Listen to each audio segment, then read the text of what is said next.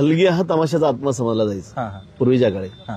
कारण तमाशात एकदा हलगी सुरू झाली, त्या हलगीवरती थाप पडली, त्या तळ्यातील मळ्यातील असणारा शेतकरी जागा व्हायचा. अरे मला जागा मिळाली पाहिजे, मला तमाशाला जायचंय. आणि म्हणून त्या हलगी ढोलकीची जोगलबंदी अधिगणाला रण्यानीला अधिगणाला रण्यानीला नाही तरी रंग पुन्हा सुना सुना अधिगणाला रण्यानीला. आधार आणि पुणेकर या नावाने हा तमाशा फड आपण चालू केलेला आहे.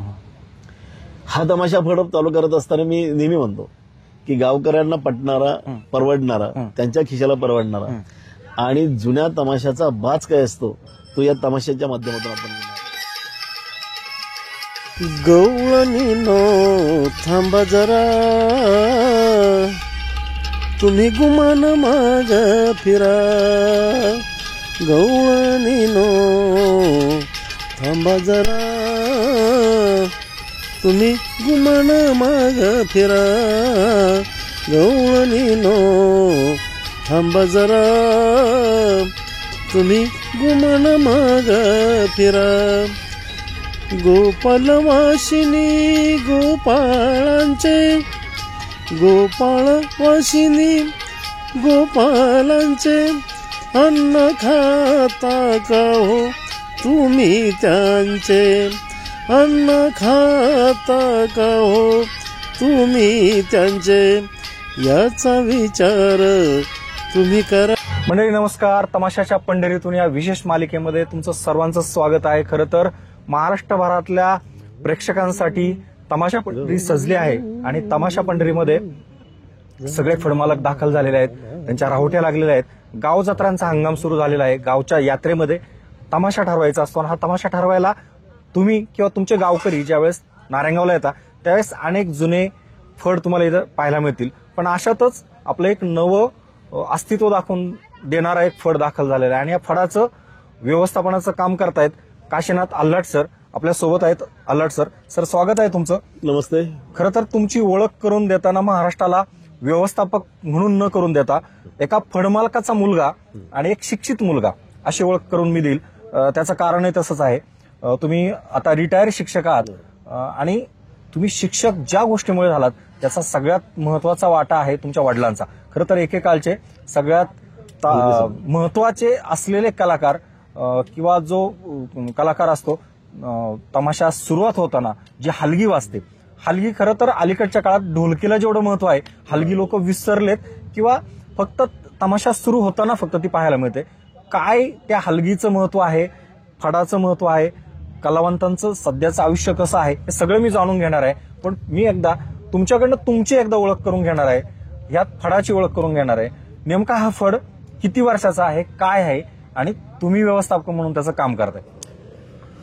मी प्रथमतः राष्ट्रपती पारितोषिक विजेत्या विठाबाई भाऊमांग नारायणगावकर तमाशा पंढरीमध्ये आपला बाई माणूस या चॅनलच्या सर्व तुम्ही आदरणीय आमचे मित्र अनेक वर्ष सामाजिक राजकीय क्षेत्रावरती अनेक बातम्या करत असताना चॅनलवरती विस्तृत असं माहिती देत असताना मी तुम्हाला धन्यवाद देईल की वंचित उपेक्षित असणाऱ्या कलावंतांच्या असणाऱ्या व्यथा वेदना आपण या माध्यमातून मांडत आहात आणि म्हणून तमाशा नगरीमध्ये आपला सर्वांचं या निमित्ताने मी प्रथम आपल्या सर्वांचं स्वागत करेल. सर मी जवळपास 37 ते 38 वर्ष ग्रामोन्नती मंडळाचे गुरुवर्य सबनीस विद्यामंदिर या विद्यामंदिरामध्ये शिक्षकाचं खडू ते झाडू, झाडू ते खडू असा माझा प्रवास राहिलेला आहे. म्हणजे शिपायापासून तर शिक्षकापर्यंत असा 37 वर्ष शिक्षक आणि सेवक असा माझा कार्यकाल राहिला. गेली 2 वर्षापूर्वी मी रिटायर झालेलो आहे. मग सेवानिवृत्तीनंतर आपण काय करावं या अनेक असणाऱ्या लोकांच्या मनामध्ये शंका समस्या निर्माण होतात. ते जगणं कसं असतं सेवानिवृत्तीनंतर. पण मला ती समस्या जाणवली नाही. कारण जो माझा पिंड घडला गेला बरोबर ते माझे वडील कैलासवासी त्यांना राज्य पुरस्कार प्राप्त भेटला होता. राज्य पुरस्कार प्राप्त हलगी सम्राट किरबा पाटील बस्ती सावरगावकर यांनी जवळपास 40 ते 50 वर्ष या तमाशा पंढरीमध्ये त्यांनी घालवले. आता तुम्ही सांगितल्याप्रमाणे तमाशाची सुरुवात होत असताना हलगी आणि ढोलकीची जुगलबंदी सुरू होते. पण आता हलगी मात्र हलगी लोक विसरले, ढोलकी मात्र टिकून आहे. त्याचं कारण आहे हा, हलगी हा तमाशाचा आत्मा समजला जायचा हा, हा, पूर्वीच्या काळी. हा, कारण तमाशात एकदा हलगी सुरू झाली, हा.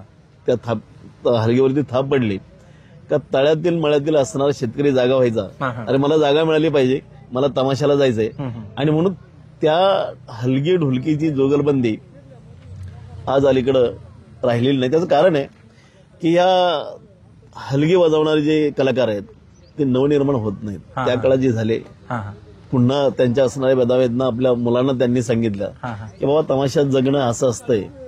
म्हणजे ते त्यांनी सांगताना त्यांच्या वेदना जास्त सांगत गेले. बरोबर. वेदनेबरोबर त्यांना नावलौकिक मिळाला हा भाग नंतरच आहे. परंतु आम्ही जे जगणं केलं, आम्हाला जे दिवस उपभोगायला लागले ते पुन्हा आमच्या मुलांना उपभोगता त्याचा त्यांना त्रास नको. त्रास नको. आणि म्हणून आमच्या वडिलांनी हलगी सम्राट किरबा पाटील यांनी मुलांना म्हणजे आमच्या आई आळांनी आमच्या आईला सारखं त्यांनी सांगायचं की जसं साहित्यरत्न लोकशाहीर अण्णाभाऊ साठे निरक्षर माणूस पण अक्षरांचा असणारा अधिराज्य निर्माण केलं आणि जगामध्ये नावलौकिक केलं.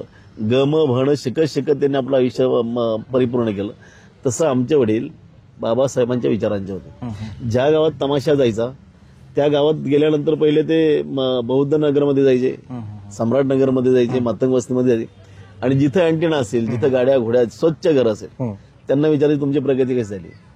मग ते म्हणायचे आम्ही शिकलेले बाबासाहेबांचे लेकर आहोत, आम्ही त्यांचा विचार घेतलेला शिकाणी संघटित व्हा. मग ते आमच्या पत्रामध्ये आमचे वडील नेहमी सांगायचे 7-7 महिने बाहेर असायचे. आणि मग त्यावेळी ते पत्रात लिहून टाकायचे की बाबा मुलांना शाळेत पाठव.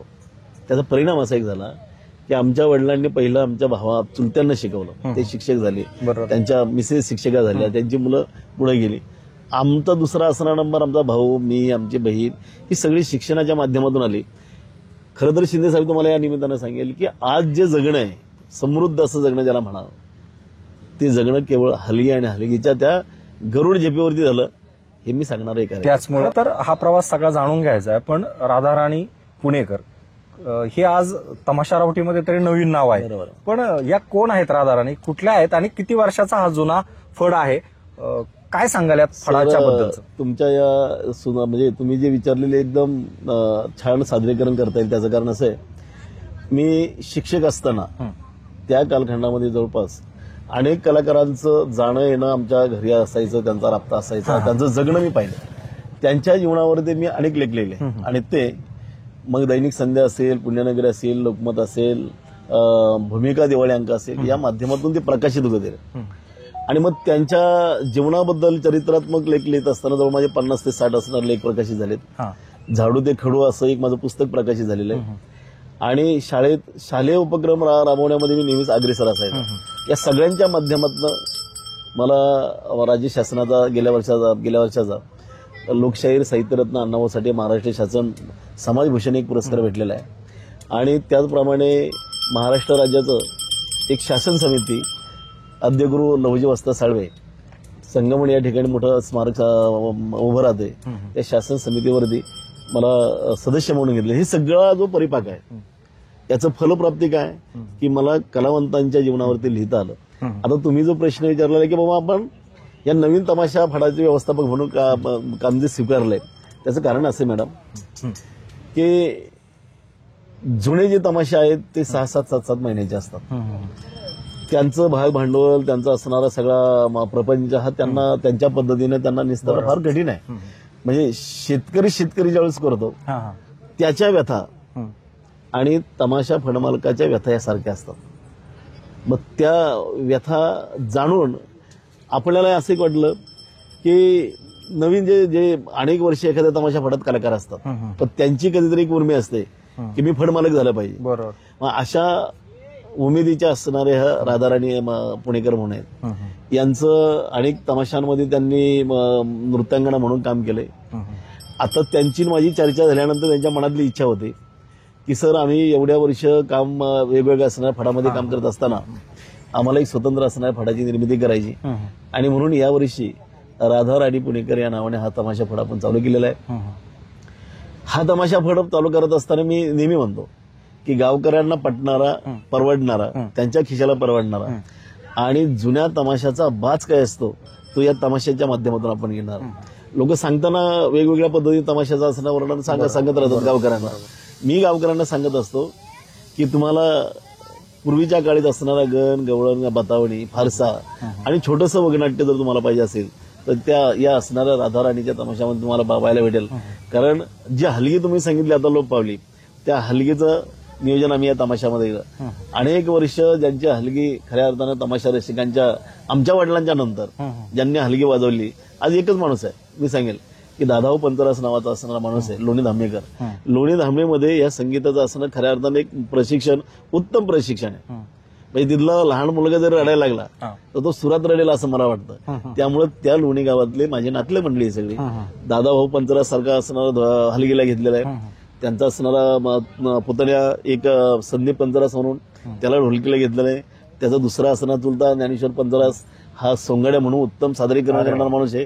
त्याच्यानंतर त्यांचाच संदीप पंतरास याचा एक मामा आहे पुंदेवाडीकर, ज्ञानेश्वर पुंदेवाडीकर, उत्तम असणारा खलनायक आहे, उत्तम असणारा गायक आहे. ह्या सगळ्या गोष्टी सोंगाड्या आहे, मावशी करणार आहे. मग माझ्या मनात आलं की आपण इतर अनेक वर्ष तमाशा आपण पाहत आलेलो आहे, पण आता जुन्या तमाशाचा बाज खऱ्या अर्थानं लोप पावत चालला आहे.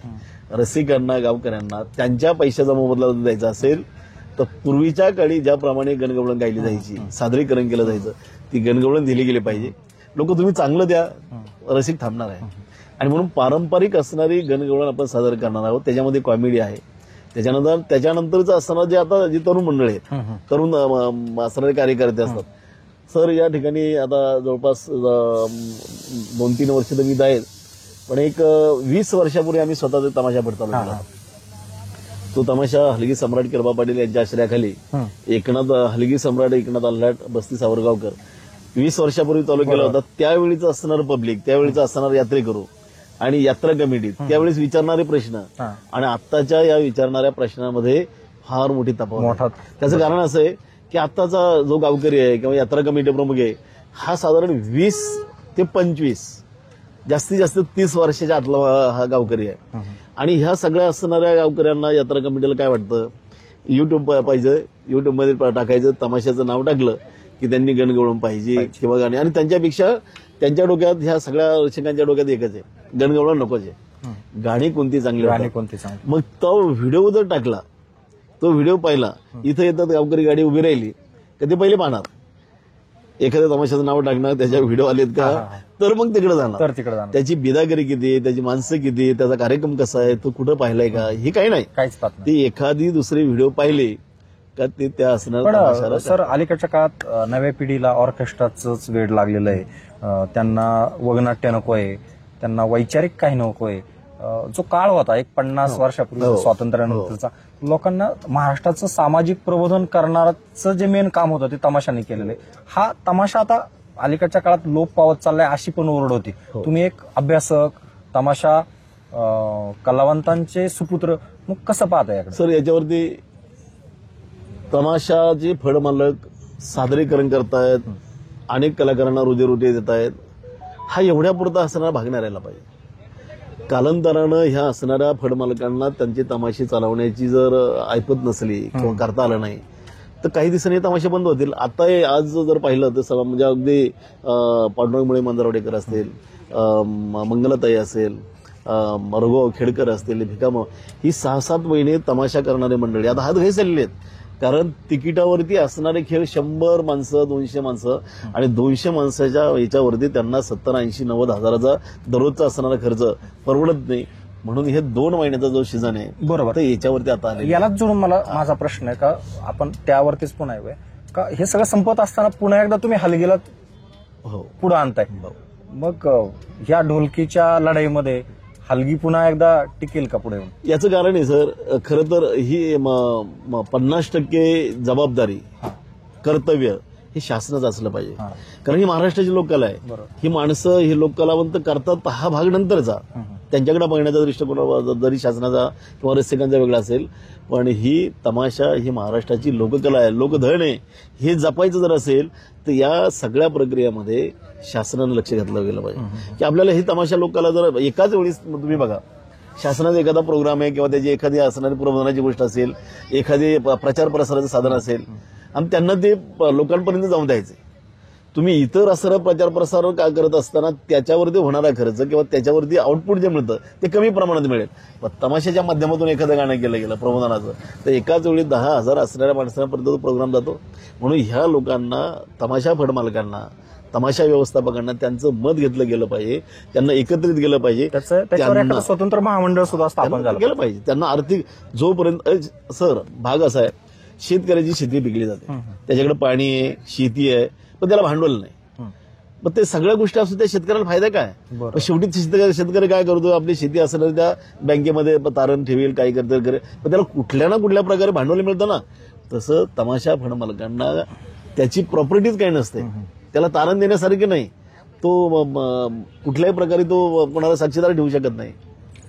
आणि मग त्याला जर भांडवल पुरवण्याचं काम शासनाने जरी केलं काही अंशी का नक्की तो पुढे येईल, तर ते त्यांचे फळ कायमस्वरूपी राहतील. आज तो आपण तमाशा पंढरीमध्ये पाहिले तर 5-5 पिढ्या लोक सांगतायत आमचा तमाशा आहे, पण 5 पिढ्या तुम्ही तमाशा फड चालवले, त्या वेदना जवळ धरून शासनाने याची दखल घेतली गेली पाहिजे की कुठल्याही प्रकारे तुमच्याकडे न मागता, काही न मागता आज तुमच्या ही कला जपण्याचं काम करतायत. आणि म्हणून शासनाने पण तमाशा कलावंत हा शासनाकडे दरवर्षी पॅकेजचीच मागणी करत असतो. शेतकऱ्याच्या जशा पॅकेजच्या समस्या संपत नाहीत तशा कलावंतांच्या पण संपत नाही. आणि याला कुठंतरी या निमित्ताने विचार होणं गरजेचं आहे. हे सगळं आपण जाणून घेऊयाच. पण मला तुम्ही कलावंतांच्या फॅमिलीतल्या आहात, ती पुढची पिढी तुमची त्याच्यामध्ये आता काम करत नाहीये, पण असं असताना सुद्धा तुम्ही रिटायरमेंट नंतर पुन्हा एकदा इकडे वळलायत थोडंसं. तर तमाशाची जी मूळ सुरुवात होते, गण असेल, गवळण असेल, त्यातली एखादी तुमच्या आवाजात आम्हाला काहीतरी. सर मी म्हणजे राष्ट्रीय कला महोत्सव भरवला होता 2016-17 भारत म्हणजे सरकारने. त्यावेळी माझ्या म्हणजे ही कला का लोप म्हणजे कायमस्वरूपी तशीच राहू शकत नाही. म्हणजे तुमच्या जीवनामध्ये किंवा तुमच्या अंगामध्ये जे कलागुण असतात ते तुम्ही किती दाबण्याचा प्रयत्न केला, जरी मी शिक्षक होतो तरी ते त्या शिक्षण असताना विद्यार्थ्यांना योग्य न्याय देण्याचं काम माझं मी परिपूर्ण केलं.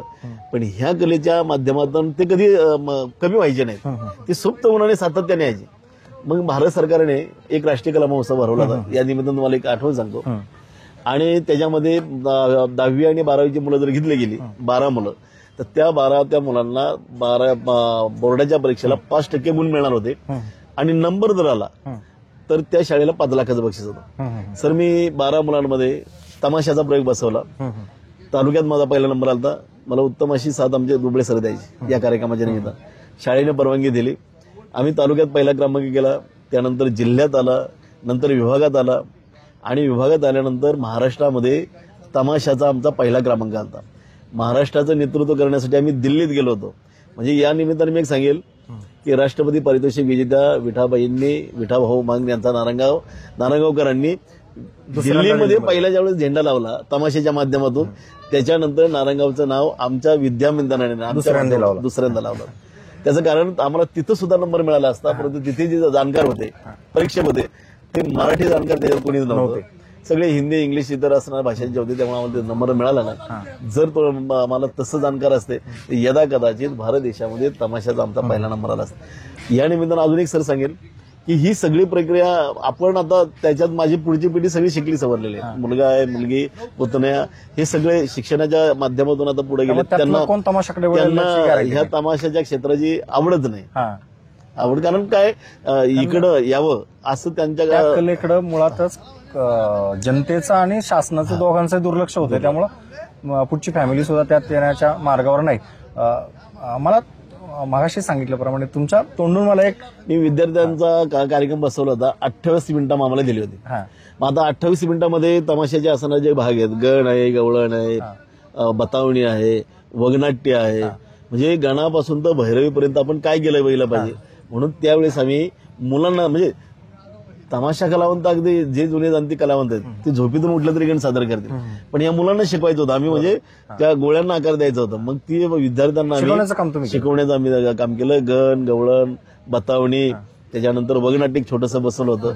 आणि याच्या माध्यमातून त्यातला गण आम्ही एक बसवला होता. अधिगणाला रण्यानीला, अधिगणाला रण्यानीला, नाही तरी रंग पुन्हा सुना सुना, अधिगणाला रण्यानीला नाही तरी रंग पुन्हा सुना सुना. नंतर ते ज्याचा गण असेल त्यांची छाप असेल तेवढं घेतलं म्हणजे गण झाला, म्हणजे गवळण. अशा पद्धतीने आम्ही तो कार्यक्रम बसून आमच्या या असणाऱ्या कार्यक्रमाचा तमाशाचा पहिला नंबर आलता. आमच्या शाळेमध्ये गावातल्या ग्रामस्थांनी त्यांना आमचा सत्कार या निमित्ताने केला होता. सांगण्याचं कारण आहे की ज्या कलेचं किंवा ज्या एखाद्या गोष्टीचं तुम्हाला जन्मता काही आनंद असतो तर त्याच्यामध्ये ती सादर करायला ती सादर करायला त्याचा आनंद आणि म्हणून म्हणजे मनापासून करतात. ती कला, ती आवड पुन्हा एकदा तमाशाकडे खेचून घेऊन आली आणि तुमच्या वडिलांचं ज्या कलेवरती प्रेम होतं त्यावरती तुम्ही आता पुन्हा प्रेम करायला लागलात. मला त्याबद्दल जाणून घ्यायचं. ढोलकी अनेकांना माहिती आहे, इतर वाद्य माहिती आहेत, पण हे जे वाद्याचं काय वेगळेपण आहे तमाशाच्या?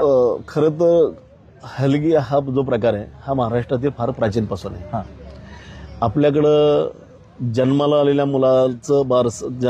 मुलाच्या बारशापासून हलगी कधी वाजवली जाते तर शेवटचा असणारा त्याचा ज्या श्वास संपतो आणि ती स्मशानभूमीमध्ये जातात तिथपर्यंत हलगीचं असणारं मत आहे. मी नेहमी म्हणतो हलगी ही माणसाची संगत करत असते, हलगी माणसाचे जगणे. बघा आत्ताच्या काळात समूहाची लग्न निघाली किंवा हॉलला लग्न निघाली, डीजे आला, पण राजन साहेब पूर्वीच्याकडे या हलगीचा एक तापा लावला जायचा. हलगी 2 हलगी असायच्या, एक डप असायचं, सणी असायची, सूर असायचा आणि ह्या 5, 6, 7 लोकांचा एक संच असून काही माणसं अशी असायची मी कोणाचा तापा लावला त्याच्यावर त्याला आनंद. अरे मी आमच्याच तापा लावला होता. म्हणजे आज जसं एखाद्या गावामध्ये एखादा फड मोठा जर झाला की त्यांना आनंद झाला, अरे हा माझ्या आमच्या गावात असाचा मोठा तमाशा झाला. तसं त्या काळात गावोगावामध्ये जे लग्न कार्य व्हायचे, वास्तुशांती व्हायचे किंवा इतर जे धार्मिक विधी व्हायचे त्या कार्यक्रमाला पारंपरिक पद्धतीचे वाद्यवृंद म्हणजे हा तापा लावला जायचा आणि म्हणून त्याच्यात प्रामुख्याने हलगी असायची. आता त्या हलगीकडे शिकवणारी माणसं कमी झालीत, शिकून घेणारी माणसं कमी झालीत. त्यामुळं हलगी जी तमाशात वाजली जाते, आता बऱ्याच असणाऱ्या तमाशामध्ये मी पाहिलेलं आहे की ती 2 म्हणजे जे लग्नामध्ये हलगी वाजवली 2 टिपरांनी ती वाजवली जाते. पण नेमकी कशी असावी, नेमकी हलगी कशी असावी? नेमकी हलगीचा आकार हा तुमच्या बांगडीचा जसा आकार असतो ना, त्या ती हलगी तयार करताना सागाच्या पहिल्या करायचं, सागाचं लाकूड किंवा शिसमचं लाकूड त्याला आकार दिला जायचा. 3 पद्धतीने ती लाकडं एकत्र करायची, त्याला गोल आकार द्यायचा आणि त्या पट्ट्यांच्या साह्याने लोखंडी पत्र्याच्या ज्या पट्ट्या असायच्या त्या पट्ट्याच्या माध्यमातून ती हलगी तयार केली जायची. त्याला जे चामडं लागायचं ते जनावरांचं मिळल्या जनावरांचं किंवा असं ती स्वतंत्र अशी यंत्रणा आहे का त्या ठिकाणी गेल्यानंतर त्या मापाचं ते चामडं मग ती बहुतेक लोक त्या व्यक्तींकडनं तयार करून घ्यायचे, पण आमच्या वडील आम्ही घरी तयार करायचो. हलगी तयार करण्यात ती कडं असेल, त्याला दोर असेल, ह्या सगळ्या गोष्टी आम्ही वडील करायचे. आम्ही त्यांना मदत करायचो, साथ लावायचे. कारण तमाशामध्ये जवळपास हलगी आणि डफ यात काय फरक आहे? हलगी हिचा आवाज हा कर्कश असतो, म्हणजे हलगी शेकवावी लागते, कडकड वाजते आणि त्याला फक्त साथ जी देण्याची, म्हणजे तसा जर प्रकार जर पाहिला तर मी असं म्हणेल डप आणि हलगी ही जसे 2 भाग आहेत तसे ढोलकीचा ते 2 भाग आहेत. म्हणजे त्यांचा डाव्या बाजूचा असणारा जो भाग आहे तो तुमच्या हलगीचा आवाज देतो आणि उजव्या बाजूचा असणारा जो भाग आहे तो तुम्हाला हा डफाचा भाग. म्हणजे हीच प्रंतर तुमची याची डगा आणि तबल्याची चर्मवाद्य ही अशाच पद्धतीने निर्माण झाली असतील त्या काळात असं मला वाटतं. बरोबर. आणि म्हणून त्या हलगीचा आता वाजवणाऱ्यांची कलाकारांची संख्या कमी होत चालली आणि आता हे जे ज्या तमाशामध्ये हलगीवाला का नको का ठेवला गेला पाहिजे, कारण हलगीवाला पूर्वीच्याकडे आमच्या वडील फक्त एकच काम करायचे, गणगवळण झाली की त्यांचं काम संपलं, याच्याशिवाय दुसरा माणूस नाही. आता परिस्थिती बदललेली आहे. आता तमाशाचे दररोजचा खर्च वाढलेला आहे. मग ते काय करतात, एक माणूस एक कलाकार 2-3 कामं कशी करता येईल. मग त्याने हलगी वाजवल्यानंतर परत तो वगराट्यात येईल का किंवा इतर काही संघटक काम करेल का, मग तसा करत असेल तर तो हलगीवाला नेला गरजेचा आहे. म्हणून आता काय केलंय की जर हलगीवाल्याला त्याचा पगार फक्त एक अर्धा तासाचा पुरता जर द्यायचा असेल मग तो हलगीवाला नसलेला बरा आपला कच्चेवाला चालेल, तो दुसरे काम करेल किंवा इतरला वायरमनचं काम करेल. म्हणजे अनेक कामं करणारी माणसं अशी असली म्हणून आता फड मालकांनी मला असं वाटतं का त्यांनी त्या हलगीकडे दुर्लक्ष केलं असेल किंवा आता आणि ही हलगी परत आता आम्हाला राधा या राणी तमाशामध्ये पाहायला भेटेल. पाहायला मिळणार आहे. आवर्जून जवळपास जर तमाशा असेल तुम्हाला बाई माणूस म्हणजे तुमचे सगळे मित्रमंडळी जवळपासच्या असणाऱ्या फळामध्ये आपण येऊया आणि हलगी कशी वाजते या फळामध्ये तुम्हाला पाहायला भेटेल. नक्कीच नक्कीच. पुन्हा एकदा आपण तमाशावरती येऊया आपल्या.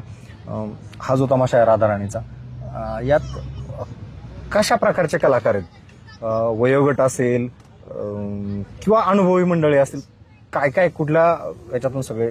सर आता माझं वय जवळपास 61-62 आहे. 40 ते 45 वर्ष तरी कमी आम्ही लहानपणापासून तमाशा पाहिलेला आहे. म्हणजे आमचे वडील आम्हाला तमाशाला घेऊन येताना जे पेटी वाजवायचे त्यांच्या शेजारी आमची जागा असायची. म्हणजे भले आम्ही तानसेन नसतील पण कानसेन चांगले आहेत की कुणी काय गावं कुणी काय वाजवावं हे एवढं आम्ही सांगू शकतो. बरोबर. कारण प्रत्यक्षात ह्या मार्गाला यावं असं कधी वडिलांना वाटलं नाही आणि आम्ही तो प्रयत्न केला नाही. काही शिक्षण सगळ्यात महत्वाचं आहे, नोकरी पाहिजे, याच्यात काय रस आहे असं त्यावेळेस वाटायचं. परंतु आता पुन्हा एकदा असं वाटतं की ह्या लोकांची सेवा म्हणजे परमेश्वराची सेवा आहे. ही जातीवंत कलावंत हाडाचे कलावंत असतात आणि यांच्या वेदना यांचं दुःख आणि त्यांची कला हे फक्त कलेसाठी जगतात हे मला कळलं आणि म्हणून त्यांच्या जीवनावरती मी लिहित राहिलो. आपल्या या तमाशामध्ये आपण घेत असताना गणगवळणीचा बाज कसा असावा पारंपरिक यासाठी कलाकार वेगळे घेतलेले आहेत. पारंपरिक कलाकार आहेत, हलगी आहे, ढोलकी आहे, तुंतुन आहे, गाणारे सुरती आहेत. त्याच्यानंतर गणगवळण म्हणण्यासाठी जुन्या पिढीतील असणारी महिला घेतलेली आहे. म्हणजे हा एक भाग आहे. आणि आता तरुण मुलांना तेवढं एवढं दाखवून चालत नाही, कारण गण म्हणणारे लोक पुढे आली का स्टेजच्या समोरची तरुण मंडळी म्हणतात त्याला बाहेर जा, ओ बास करा, तुमचं आता काय काम नाही अशी म्हणणारी नका. म्हणून जुन्यांच्या दृष्टीने गणगवळण महत्वाची आहे. त्यासाठी योग्य माणसांची आम्ही निवड करून घेतलेली आहे. आणि तरुण मुलांना काय पाहिजे, कारण त्यांच्यावरती हा तमाशा चालतो ना. शेवटी गावकरी आहेत ते आहेत, कारभारी मंडळी ते आहेत आणि म्हणून त्यांच्यासाठी नवी जुनी जी गाणी आहेत ती गाणी म्हणणारी त्याच्यावरती नृत्य करणारे आपण नागपूरच्या असणारे काही मुले बोलावल्यात. एक पूर्ण आता आपल्याकडे जसं आम्ही ऑर्केस्ट्रा करतो एक टीम असते तसं नागपूरच्या भागामध्ये अगदी शास्त्रीय संगीताप्रमाणे शिकवून घेणारी काही आता मुलं मुली एकत्र येऊन एक ग्रुप तयार करतात आणि तो ग्रुप तयार केला की ते त्यांची रंगबाजी जी आपल्याकडे रंगबाजी म्हणतो आपण ऑर्केस्ट्रा या माध्यमातून जी काही गाणी असतात ती गाणी सादर करण्याचं काम करतात. म्हणजे आपण 2 पार्टमध्ये 2 वेगवेगळ्या प्रकारचे कलाकार भरलेत. त्याच्यामुळे इतरांमध्ये असणारी जे काही गणगवळण असेल, कॉमेडी असेल किंवा रंगबाजी असेल तर याच्यातलं एक वेगळं पण आपल्याला दाखवायचंय. व्यवस्थापन करणं, पैसे मिळणं हा भाग नाही, वेळ जातो हा नाही, पण रसिकांना किंवा गावकऱ्यांना आपल्याला पुन्हा एकदा तमाशा कशाला म्हणतात, लोकनाट्य कशाला म्हणतात आणि खऱ्या अर्थानं तमाशातली असणारी कला काय असते याचा बाज आपल्याला एकदा दाखवायचा आहे आणि म्हणून त्याचं व्यवस्थापन मी करतोय. नक्कीच नक्कीच. महाराष्ट्रातल्या कानाकोपऱ्यामध्ये हा तमाशा पोहोचायचा असेल, गावखेड्यातल्या एखाद्या माणसाला हा तमाशा हवा असेल तर त्यांनी नेमकं कोणाला संपर्क साधावा? तुमचं नाव आणि मोबाईल नंबर सांगा. काय झालंय की आता अलीकडचे मी राजन साहेब तुम्हाला सांगितलं, आलेला रसिक किंवा आलेला गावकरी पहिला तो युट्यूबवरती पाहतो आणि युट्यूब पाहिल्यानंतर तो पटपट सगळीकडे फिरल्यानंतर आता पण पाडव्याच्या नंतर आमच्या तमाशाला चांगल्या प्रकारची मागणी होईल असं वाटतं. आणि हा तमाशा गावाला परवडणारा, मी पहिलेच सांगितलं गावाला परवडणार आहे. कलाकारांची असणारी जी आम्ही एकत्रित संच केलेला आहे तो सुद्धा मोजक्या लोकांचा पण चांगली कला सादर करणार आहेत. आणि म्हणून या खास तमाशासाठी एक पर्वणी आहे. जुन्या पद्धतीचा बाज या तमाशामध्ये पाहायला भेटेल. गणगवळण असेल, कॉमेडी असेल, फारसा असेल, नवे नवे सामाजिक असणारे वगनाट्य सुद्धा आपण सादर करणारे कलाकार या तमाशामध्ये खास गुणी कलावंत घेतलेत. गावकऱ्यांना जर संपर्क साधायचा असेल तर काशीनाथ आल्हाट माझा नंबर आहे 88 30 85 78 75. गावकऱ्यांचं, यात्राकरूंचं आणि तमाशा रसिकांचं खऱ्या अर्थानं जर परिपूर्ण त्यांना जर आनंद घ्यायचा असेल तर मला वाटतं राजन साहेब त्यांनी एक वेळ आमच्याशी संपर्क साधला पाहिजे. नक्कीच. तर हे होते आल्हाट सर आणि आपल्याला माहितीच आहे त्यांनी सुरुवातीला सांगितलं की तमाशातली हलगी आज संपत चाललेली आहे, तिचं अस्तित्व संपत चाललंय. ह्याच हलगीला पुन्हा एकदा नव्याने दिवस आणण्यासाठी किंवा तिची नवी ओळख तयार होण्यासाठी, नव्या पिढीला माहिती होण्यासाठी हलगी तमाशातली किती महत्वाची असते हे दाखवण्यासाठी राधा राणीचा तमाशा तमाशा पंढरीमध्ये दाखल झाले. ती रावटी आहे, त्याच रावटी बोलतोय. नक्की आता हा कसा असणार आहे, काय असणार आहे त्याची उत्कंठा तुम्हाला लागली असणार आहे, कारण ही वाद्यच अशी आहेत का जिची ओळख अवघ्या महाराष्ट्राला तमाशाच्या सुरुवातीच्या काळामध्ये होती त्यातली अनेक वाद्य दुरापस्त झाली. सरांनी सांगितल्याप्रमाणे का काही वाद्यांचा पुढच्या काळामध्ये विसर लोकांना पडलेला आहे आणि ह्या विसर पडलेल्या वाद्यांना पुन्हा एकदा तमाशाच्या स्टेजवरती स्थान मिळवण्याचं काम सुद्धा ह्या तमाशाच्या मार्फत आपल्याला पाहायला मिळणार आहे. नेमकं कसं असणार आहे, काय असणार आहे, लवकरच पुढच्या काळामध्ये असा एखादा तमाशा आमच्या माध्यमातून तुम्हाला पाहायलाही मिळेल. पण तोपर्यंत मात्र तमाशाच्या पंढरीतून ह्या मालिकेतून आम्ही मात्र वेगवेगळ्या फडमालकांसोबत, त्यांच्या व्यवस्थापकांसोबत आणि एकूणच तमाशाच्या माहोलबद्दल तुमच्यासोबत गप्पा मारतच राहणार आहे. धन्यवाद.